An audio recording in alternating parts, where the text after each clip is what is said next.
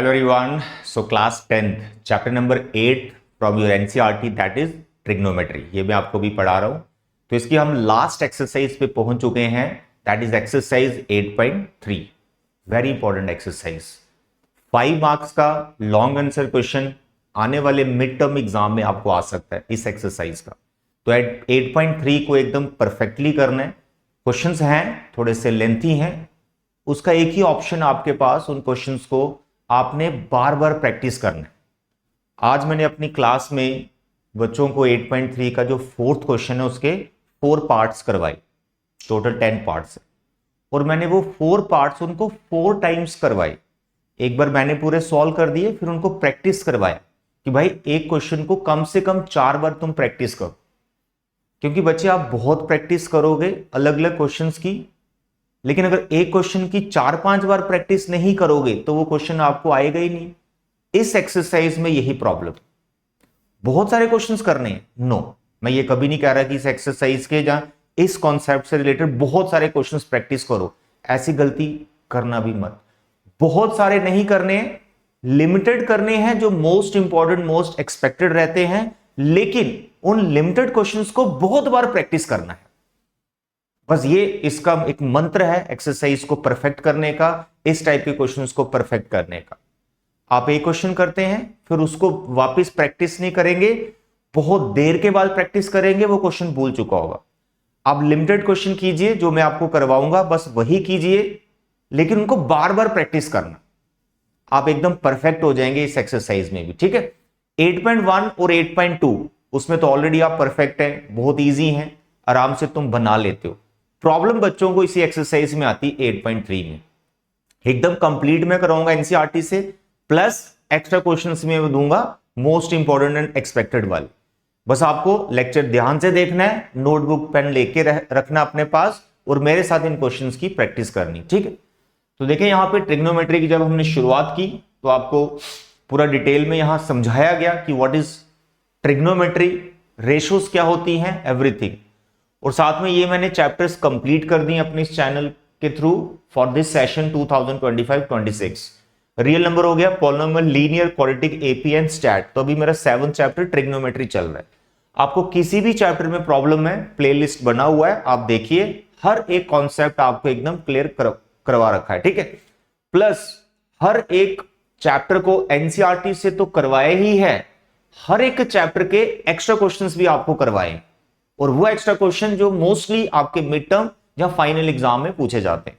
तो आपने इन क्वेश्चंस को जरूर प्रैक्टिस करना है. ठीक है. तो किसी भी चैप्टर में प्रॉब्लम है तो प्लीज आप प्लेलिस्ट में जाके इनको आराम से सीख सकते हो. राइट. तो ट्रिग्नोमेट्री में देखें हम कहां पे पहुंचे, 8.3 पे.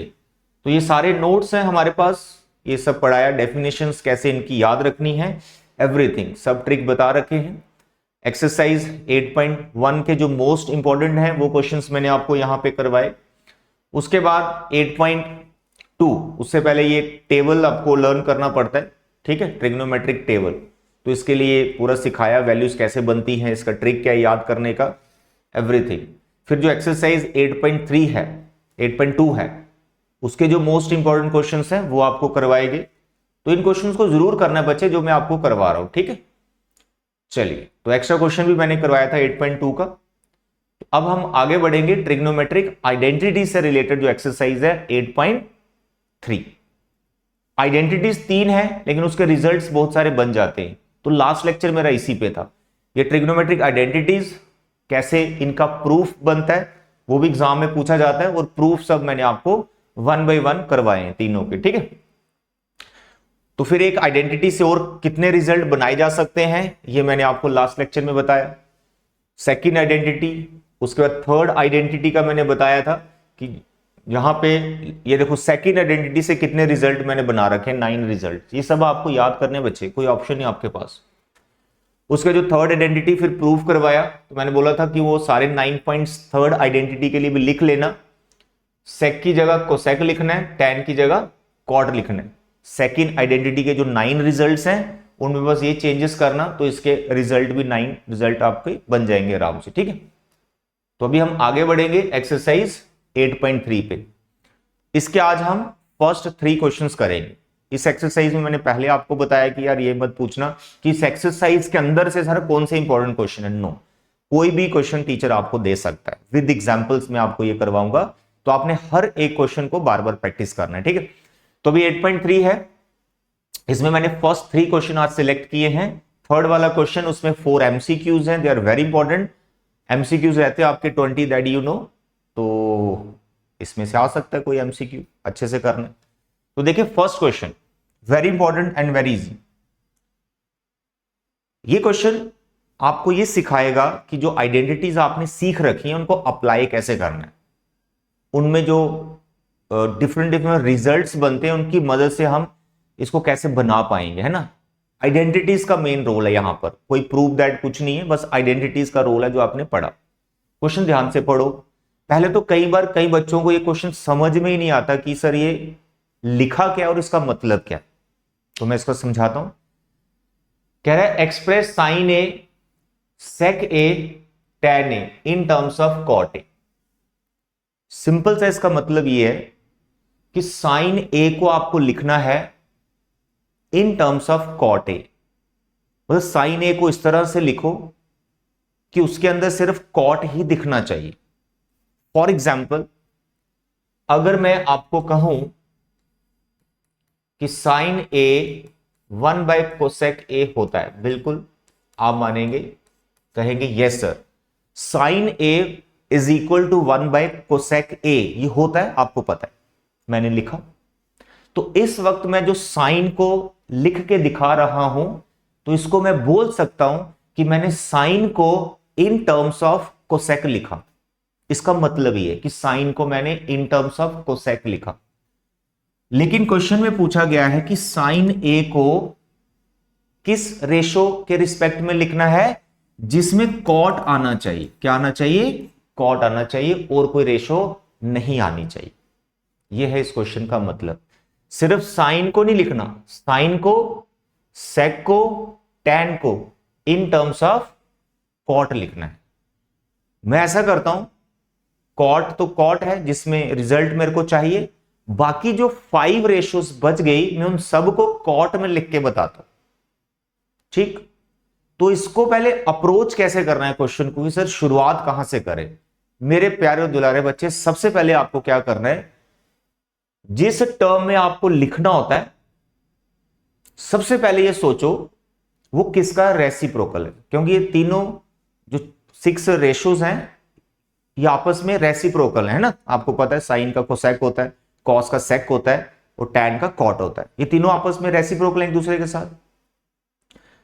तो आपको सबसे पहले जो अप्रोच करना है कि जिस टर्म में आपको लिखना है इस क्वेश्चन में कॉट में लिखना है, तो आपको सोचना है यार कॉट किसका रेसिप्रोकल। तो पहला तो आप वैसे ही लिख पाएंगे, तो इसका सॉल्यूशन इस तरह से होगा कि सबसे पहले हमने सोचा कॉट किसका रेसिप्रोकल है, टैन का।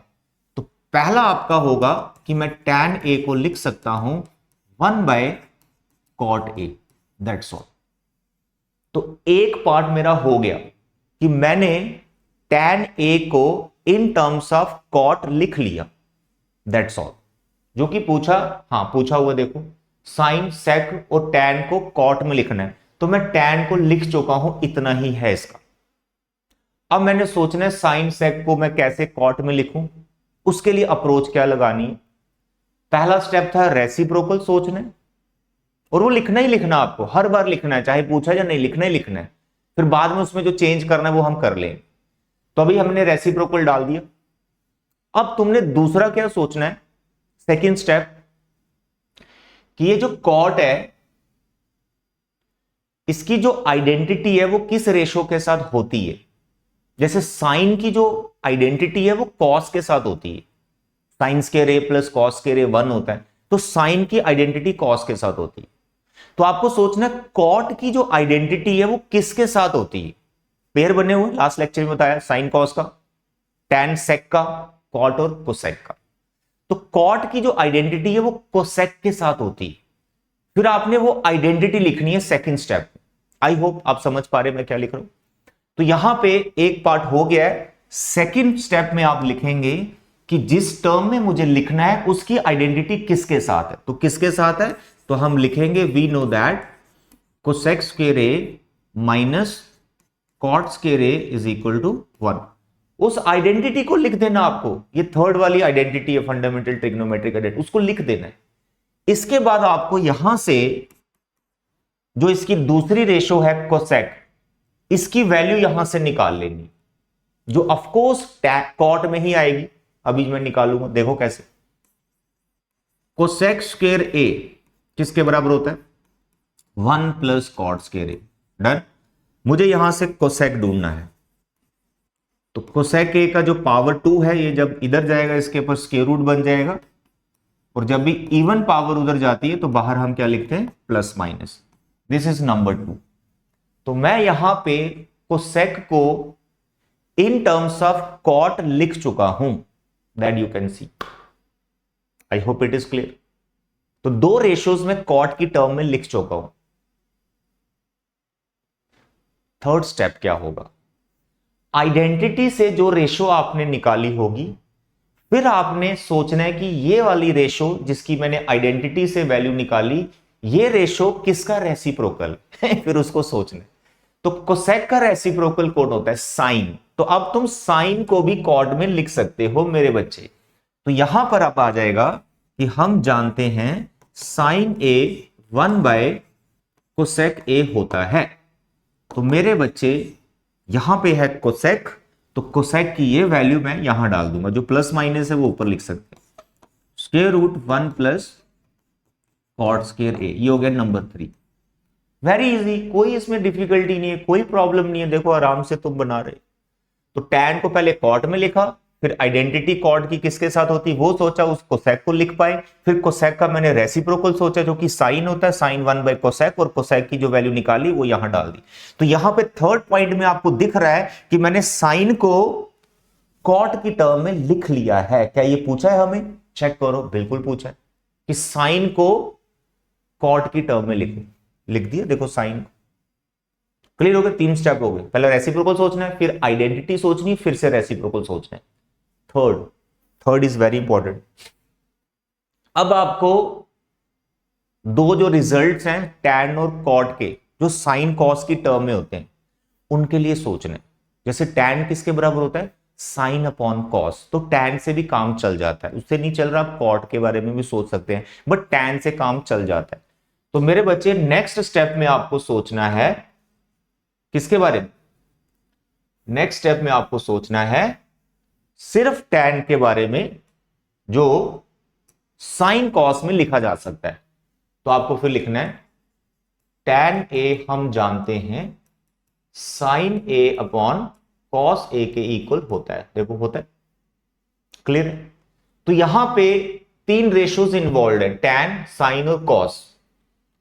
इनमें से 2 का आप वैल्यू निकाल चुके होंगे।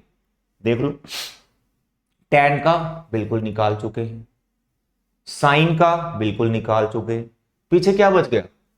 कॉस। तो कॉस का वैल्यू आपको यहां से निकालना है, और जो टैन साइन होगा उसका वैल्यू यहां से देख के डाल देना। अब देखिए कैसे, ये जो कॉस है इसको उधर ट्रांसफर कर दीजिए, कर दिया, क्लियर। उसके बाद टैन को इसके नीचे ले आओ, sign A bye tan A, बिल्कुल ले आए। अब आप जानते हैं कि मैं इसको किस में लिखना चाहता हूं? मैं इसको कॉट में लिखना चाहता हूं। तो मैं देखूंगा पहले क्या ये कॉट बन सकता है। तो मैंने देखा यार नीचे ये टैन लगा हुआ है, तो टैन को अगर मैं न्यूमिनेटर में ले जाता हूं तो ये कॉट बन जाएगा, क्योंकि टैन का रेसिप्रोकल कॉट होता है। तो टैन को मैं ऊपर ले गया, दैट इज कॉट। अब ऊपर बैठा हुआ था साइन, साइन की वैल्यू मेरे पास है, लेकिन हो सकता है साइन की वैल्यू देख के आप घबरा रहे हो, सर ये बड़ी सी बहुत टर्म है, फ्रैक्शन टाइप है। तो यार साइन से पहले मैंने कोसेक भी तो बनाया, जो फ्रैक्शन तो नहीं है, एटलीस्ट सिंपल लिखा हुआ है। तो ऐसा करते हैं, फिर साइन को इसके नीचे लिख लेते हैं, साइन को इसके नीचे लिख लेते हैं, क्या? कोसेक हो जाएगा। तो अब आप इसमें कॉट और कोसेक की वैल्यू डाल दो। सर कॉट की वैल्यू क्या है? अरे सर इसकी तो वैल्यू डालनी नहीं, क्यों? कॉट में तो लिखना है, तो कॉट को कॉट रहने दिया। फिर कोसेक, कोसेक की वैल्यू ये निकाल रखी है कॉट में, इसको डाल देना, plus minus root 1 plus cot square A, that's all. This is number 4। बताइए समझ आया? Very simple. पहले रेसिप्रोकल सोचना है, फिर आइडेंटिटी सोचना है, आइडेंटिटी से जो रेशो निकलेगी उसका रेसिप्रोकल कर देना, और फिर tan के लिए सोचना है। तो tan को लिखना है साइन बाय कॉस। अगर आप ये स्टेप्स नहीं करना चाहते तो मत कीजिए, आप tan और साइन इसका वैल्यू हमने निकाल रखा है, और tan और साइन का वैल्यू ये वाला डाल दीजिए यहां पर, और फिर कैलकुलेशन करके कॉस निकाल दीजिए, दैट्स ऑल। तो मैंने यहां पे कॉस को भी निकाल लिया। अब कोई बचा? बिल्कुल, एक टर्म बच गई, कौन? कॉस का रेसिप्रोकल होता है सेक। तो अब आप यहां पे नेक्स्ट सेक को भी लिख सकते हैं। बोलो सेक क्या होगा? सर सेक तो कॉस का रेसिप्रोकल होता है, तो सेक होता है 1/cos, मतलब reciprocal of sec is a reciprocal of cos. तो कॉस की ये वैल्यू है, इसको उल्टा करके यहां डाल दीजिए। तो कैसे आएगा? प्लस माइनस ऊपर लिख लेते हैं, तो 1 प्लस कॉट स्क्वायर ए और डिवाइड में कॉट ए, दैट्स ऑल। तो हमें क्वेश्चन में साइन सेक को tan पूछा था, लेकिन मैंने बाकी जो दो रेशियोज बच गई थी उनको भी लिख दिया। तो अगर साइन के लिए देखना है तो साइन का ये रिजल्ट है, अगर सेक के लिए देखना है तो सेक का ये रिजल्ट है कॉड में, और अगर tan को देखना है तो tan का ये रिजल्ट है 1/cot ए। इस टाइप का क्वेश्चन की अप्रोच क्या होनी चाहिए जो मैंने आपको बताया। पहले जिसमें लिखना है वो किसका रेसिप्रोकल है, जिसमें लिखना है उसकी आइडेंटिटी किसके साथ है, उससे जो निकलेगा रेशियो उसका रेसिप्रोकल कर देना, और एंड में आपको tan लिखना है साइन बाय कॉस। सारे ही क्वेश्चंस बनते जाएंगे। तो जितना आपको इस पिक्चर में दिख रहा है, इस बोर्ड पे दिख रहा है, ये अच्छे से नोट कर लो, ये क्वेश्चन भी बहुत ज्यादा इंपॉर्टेंट है, ठीक है। क्वेश्चन नंबर 1 आगे बढ़ते हैं। क्वेश्चन नंबर 2 बिल्कुल सिमिलर क्वेश्चन, कोई इसमें डिफिकल्टी नहीं है, जैसा क्वेश्चन 1 है वैसा ही क्वेश्चन नंबर 2 है। लिखा क्या है कि write all T ratios of angle A in terms of sec A. Angle A देख के घबराना नहीं, एंगल ए मेंटेन करते हुए चलना है हर रेशियो के साथ आपको, और अभी सेक में लिखना है। पहले आपने किस में लिखा? कॉट में, अब किस में लिखना है? सेक में। बोलो स्टेप्स क्या है? सर स्टेप्स आपने बताया कि पहले जिसमें हमको लिखना है सेक में, ये किसका रेसिप्रोकल है, तो पहले तो उसको लिखो। तो सबसे पहले आप लिखेंगे कॉस ए को, तो कॉस ए किसके बराबर होता है? 1/sec ए। पहला पार्ट हो गया, कॉस को सेक में लिख दिया। फिर क्या मैंने बोला, क्या सोचो?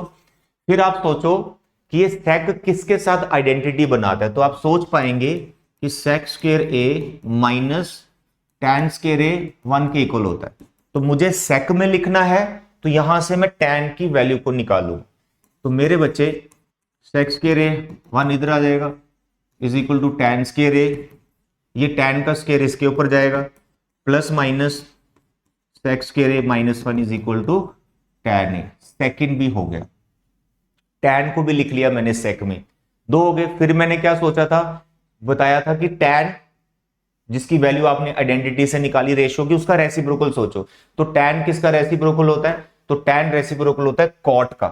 तो अभी आप cot को लिख पाएंगे जो कि 1/tan होता है। तो you can write the reciprocal of this thing, plus minus ऊपर रखेंगे, root sec square A minus 1। ये हो गया नंबर 3। रेसिप्रोकल, आइडेंटिटी, फिर रेसिप्रोकल। फिर मैंने क्या बोला?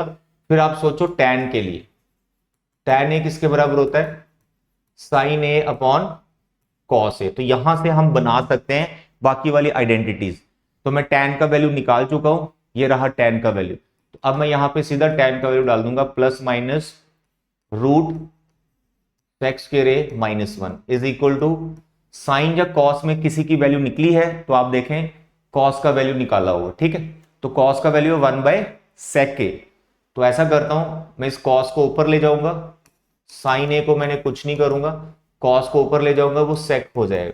तो मैं यहां से अब साइन की वैल्यू निकाल सकता हूं, plus minus sec square A minus 1, इसके नीचे आ गया सेक, और यहां पर क्या बचा? Sine A, that's all. Number 4, sine किसका रेसिप्रोकल होता है? कोसेक का। कोसेक होता है 1/sin ए, इसको रेसिप्रोकल डाल दीजिए, plus minus sec A root sec square A minus 1, that's all. क्या प्रॉब्लम है? कोई प्रॉब्लम नहीं। देखो काम हमारा पढ़ाना, आपको समझाना, मोटिवेट करना, क्वेश्चन को इतने शानदार तरीके से समझाना कि आपके दिमाग में तो घुसेगा ही घुसेगा। आगे आपका रोल है, अब मैंने पढ़ा दिया, आपको समझ आ गया। अब आपका क्या रोल है? आपका रोल है इसको बार बार प्रैक्टिस करना। एक्सरसाइज ही ऐसी, बार बार प्रैक्टिस नहीं करोगे भूल जाओगे, ठीक है।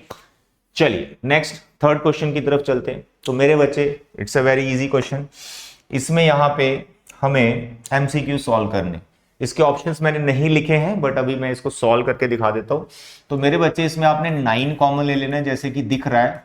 तो जैसे आप 9 कॉमन लेंगे तो ये आइडेंटिटी ही है जो कि 1 के इक्वल होता है, अभी मैंने लिखा भी, तो इसका आंसर 9 है, ठीक है। नेक्स्ट एमसीक्यू, ये अच्छा क्वेश्चन है। इसमें मेरे बच्चे कंफ्यूजन तो होती ही है थोड़ी कि कैसे अप्रोच करें।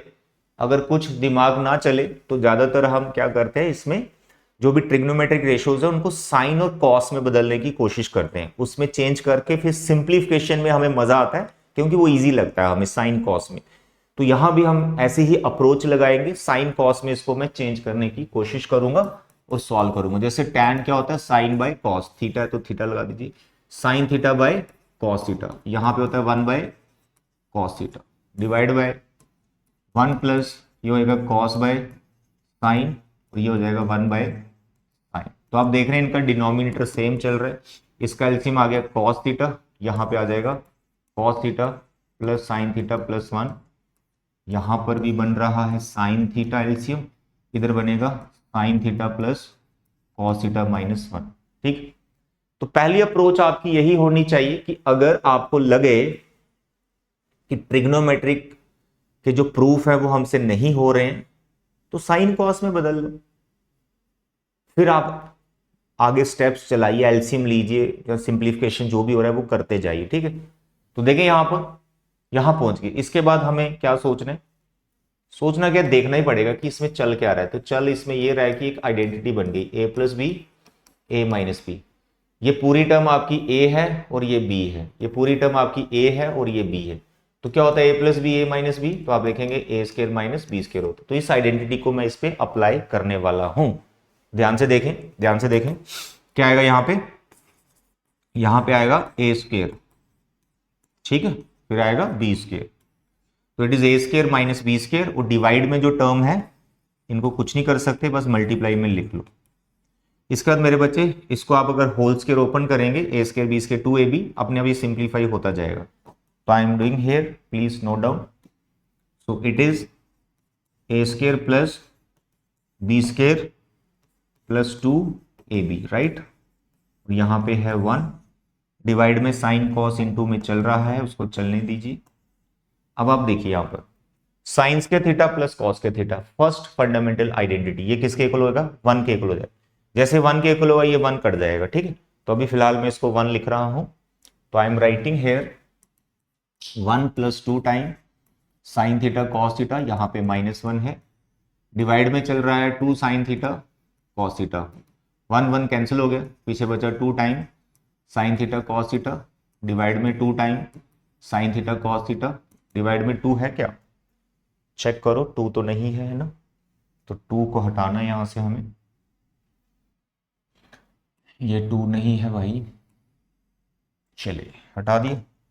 अब कीजिए आगे, तो ये सब कैंसिल हो गया, तो आंसर इज 2। बस ऐसे करने, प्रूफ भी ऐसे बनाने जो बाकी क्वेश्चन है हमारे।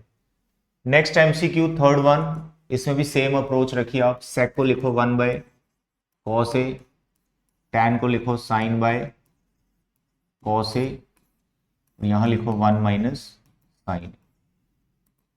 कॉस ए हमारा एलसीएम आ गया, 1 प्लस साइन ए, यहां भी 1 माइनस साइन। अब हम यहां पे इसको सिंप्लीफाई करेंगे, ए प्लस बी ए माइनस बी, ए स्केयर माइनस बी स्केयर, ठीक है, आइडेंटिटी लगा दी, ए प्लस बी ए माइनस बी, डिवाइड में कॉस ए, बोलो क्या होता है 1 माइनस साइन स्केयर ए, 1 माइनस साइन स्केयर क्या होता है, बोलो कॉस स्केयर ए, क्या होता है कॉस स्केयर ए, डिवाइड में क्या है कॉस ए, ये कट जाएगा, कॉस ए आ जाएगा। ऑप्शन देख लेना, ठीक है, मैच हो रहे हैं कि नहीं। Next last part is very important, 1 plus tan square A sec square होता है, आइडेंटिटी लिखी हुई है सामने, 1 प्लस कॉट स्केयर ए को सेक स्केयर होता है। अब कॉस किसका सेक किसका रेसिप्रोकल है, कॉस का, को सेक किसका, साइन का, इसको ऊपर ले जाओ साइन बन जाएगा, रेसिप्रोकल होता है ना साइन का। सेक को नीचे ले आओ, ये कॉस बन जाएगा, पावर अपने साथ ही चलती है और इसको हम टेंस के लिख लें, दैट्स ऑल।